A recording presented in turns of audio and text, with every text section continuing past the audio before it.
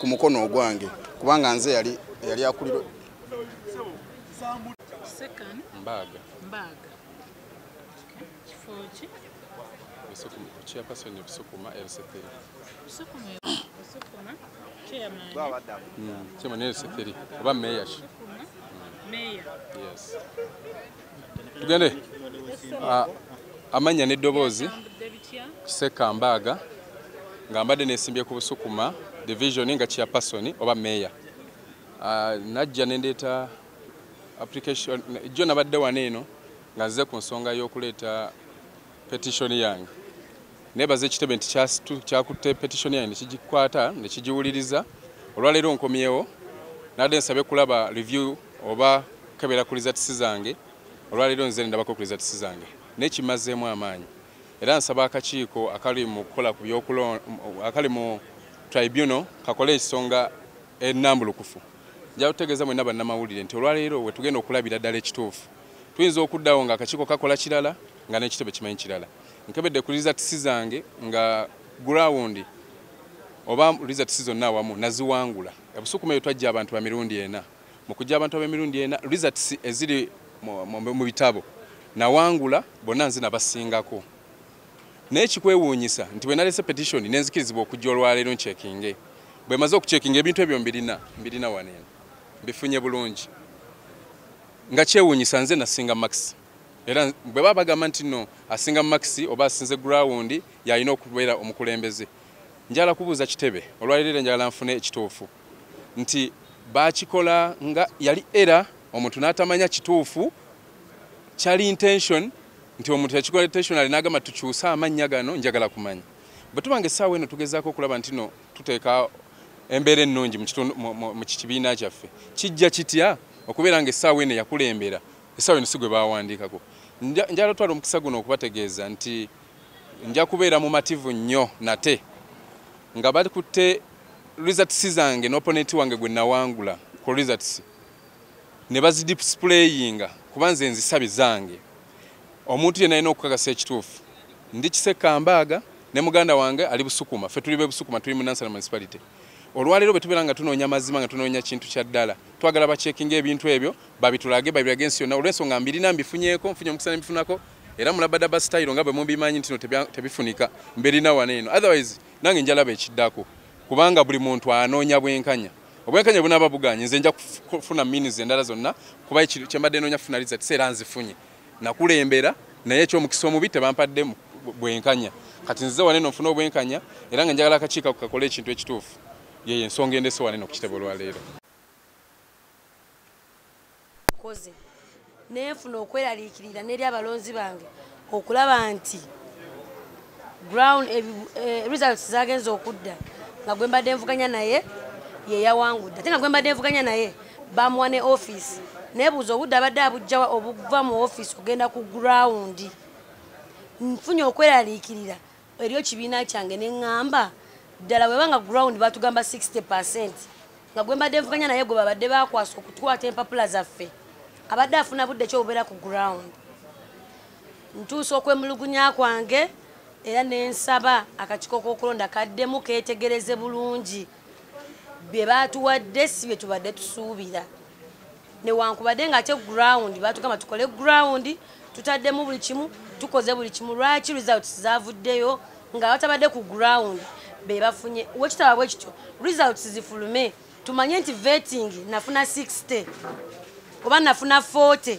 oba nti vetting nafuna 2% bansala bwe bati ne bwe bati tulabeko ku results kubanga omuntu wakola ebibuuzo bamugamba nti wano wakoze longo n'ofuna collection tumanye collection ku lw'obulungi bw'ekibiina n'olw'obutasula kibiina tusaba okwemulugunya kwaffe kutuukire ddala ddala paka ku president Robert Kyagulanyi Ssentamu kubanga bagamba nti protestive vote kukanoonya tukanoonyeza kati twagala tumanye wawe twakoze obubi kubanga tulina obulumi ku mitima olw'ekibiina ate sinze nzekka bannaluweero bannawo Obulenzi Town Council okwemulugunya kungi abantu abadde ku ground sibe bawadde ki sibe bawadde kaadi results we zafulumye nga bantu balala abati musisi yafuna 40 singa ekibiina ekikwanufulanga ngaba ya kaadi toli mu malamu kufuna yo Nze erinnya Kyambadde Ronald nga nva Bweyogere division nga nkiikirira Bweyogere Central. Nze obuzibu bwange nabadde siri mumativu ne kaadi nze abadde agiina nga ndi incumbent. Naye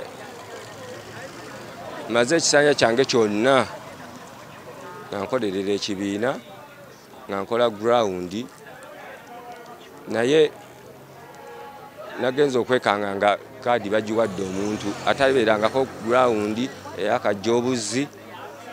Neneebuuza kyavudde ku ki? Kati nze nendaba buzibu bwavudde bwa kukwata obuvunaanyizibwa bwabwe obw'okuveetinga ate ne babuleeta mu constituency. Ne kiba nga kiwa omwaganya abaagala okukola ebyabwe okukyusakyusa ebintu, kuba n'ebintu ebimu babikyusiza, abantu abamu babatadde mu bifo ebitali byabwe, ono bamutadde eri oli bamutadde eri, ne kiba nga ekintu bakikyankalanyiza. Naye nze mbadde nsaba ekibiina kibe kirambulukufu, kikwataganye ensonga z'abantu. Abantu ababadde bwe baba basinzira ku ngeri omuntu yakolereddemu ekibiina, at least tebafunye budde kwewa kugenda ku ground kubanga banoonyereza omuntu ayimiridde atya ku ground akoleredde ki ekibiina. Kati bwe babiwadde aba constituency ne bagenda abantu ebintu ebimu abamu tebabitegeera ne bakola ki ne babikyusakyusa. Sikalabangayo okwo, wabula nze nalabye bulabi lisiti ng'erinnya lyange baaligyeko. Kwe kuleeta petition yange, at least bwe baba nga bali sure nti no basinzira ku muntu ground gy'ayina,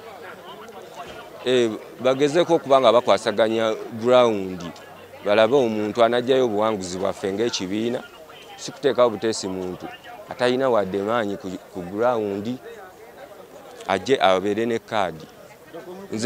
Nze mbawa ddembe okuba nga nzija emabega w'oyo gwe bawadde kaadi, naye nga bawadde omuntu ki anajjayo obuwanguzi bwaffe. Kitegeera nakuleese ne batugamba bajja tukubira, ne baturekera petition emu endala ne bagisigaza.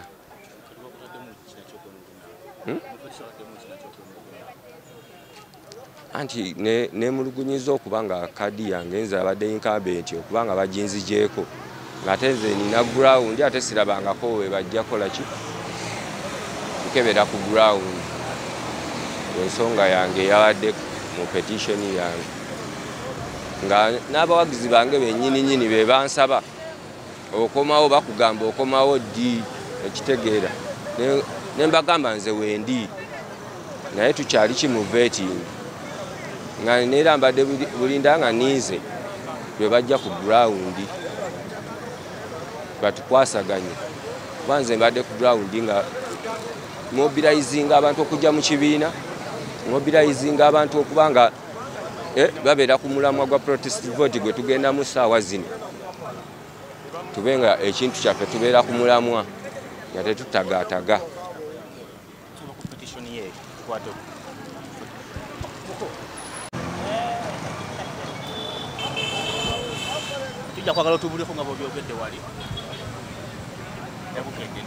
Musoke George Nsubuga era nga nviiridde ku kitundu kye bayita Kisubi Kawuku, era nga gye nasaba okubanga neesimba. So obuzibu bwe nafunyeemu buli bumu nti mu kuleeta empapula nali omu, ne mu kukola vetting nga ndi omu. So byagenza okudda ng'erinnya lyange terikomyewo, nga bataddeko omuntu eyavuganya kwero si 5 nga teyavuganya ku kifo kyange. So neneebuuza n'omukulu amaloboozi nga yina nga aŋŋamba nti naye tamanyi lwaki bamutaddemu ekyo ekifo. So nze nzize wano nendete group petition. Madam Aisha Kabanda n'atugamba petition zaffe tuziwe ba registrar baffe. Nenkwata petition yange nenjiwaayo ewa registrar gwe bayita omwami bamita mwami Kayemba Jaaka. Bwe namulinze kawungeezi yaŋŋambye nti ebintu biganye, nti ebintu bakyabisootinga kubanga akakiiko k'ebyokulonda nti waliwo omwami gwe bayita ali kakiiko k'ebyokulonda gwe bayita Dr. Sempijja nti amugambye nti olukiiko lulina obuyinza olujja omuntu mu kifo ekimu ne lumuteeka mu kifo ekirala. Ne ngamba sigaana nsobola okuvaamu naye nga nvuddemu mu bwenkanya kubanga tewabadde enjogerezeganya yonna si kuba kibiina wabula nsaba bwenkanya kubanga mbadde solo candidate oba unopposed. Ekitundu kyange ekyekisubika be bansindise era ne bagamba teri mulala kunesimbako kubanga struggle njibeddemu kati okuva 2017 business okwemulugunya kwange mukulu Jack yangambye babirabye byonna ne bagamba nti bo bajja kulaba era ekiro ntino ku ssaawa 5 eggula ekiro bajja kusaayo naye ntunudde ku mikutu nga teri kiriyo. So nsaba bwenkanya siri mukuba kibiina oba kirwanyisa kibiina kyange nkyagala era nkikoleredde era nkyakikolerera.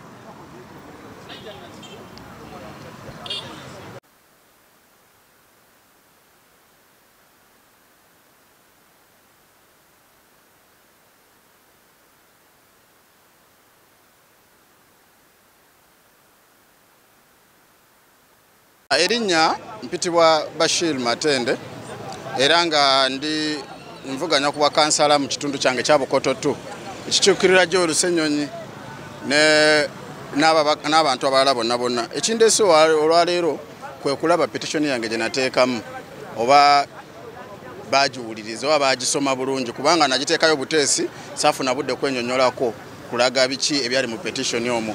Ojja kusanga ng'ebintu by'owandiise ate oba obinyonyodde nnyo oli awuliza petition asobola obiwuliriza naye tebanatuwa mukisa ogwo. So tuzze okulaba olunaku olwaleero okulaba oba omukisa ogwo tusobola okugufuna. Nze neemulugunya ku lwa candidate eyaleeteddwa mu kitundu kyange. Otwali tutandika vetting eno baatugamba mugende mukole ground. Kyekisooka mugende ku ground mulabe abantu mukole ground wansi. Ekyokubiri biki byokoledde ekibiina.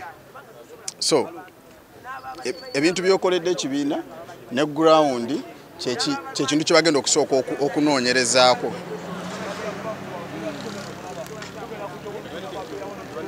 Mende maaso.